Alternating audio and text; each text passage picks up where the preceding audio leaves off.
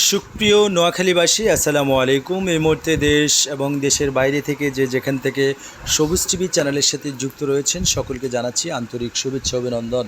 দর্শক, আপনারা জানেন যে সবুজ টিভি চ্যানেল সবসময় জনতার কথাই বলে এবং সমাজের সত্য ঘটনাগুলো উপস্থাপনা করে এবং মানবিক কাজের সাথে যুক্ত রয়েছেন। দর্শক, আমি এই মুহূর্তে আছি নোয়াখালী সদর উপজেলার প্রিয় দর্শক মান্নাননগর চৌরাস্তা বাজারে আল মদিনা হোটেল অ্যান্ড রেস্টুরেন্টের মধ্যে। প্রিয় দর্শক, দেখতে পাচ্ছেন সবুজ টিভি চ্যানেলের ক্যামেরার ফ্রেমে একজন বোন খাবার খাচ্ছেন এবং তার পাশে রয়েছেন এই এলাকার একজন সম্মানী ব্যক্তি যার নাম হচ্ছেন বাবুল। তিনিও মেয়েটির সাথে বসা অবস্থায় আছেন। প্রিয় দর্শক, আসলে এই বোনটির মানসিক সমস্যা, আর তিনি ওনার নিজের অর্থ দিয়ে মেয়েটাকে ভাত খাওয়ানোর চেষ্টা করছেন এবং সে ক্ষুধার্ত অবস্থায় আছেন, সে ভাত খাচ্ছেন। আসলে এই তার বাড়ির ঠিকানা সঠিকভাবে বলতে পারছে না, শুধু আমাদেরকে জানিয়েছেন তার বাড়ি নেত্রকোনা।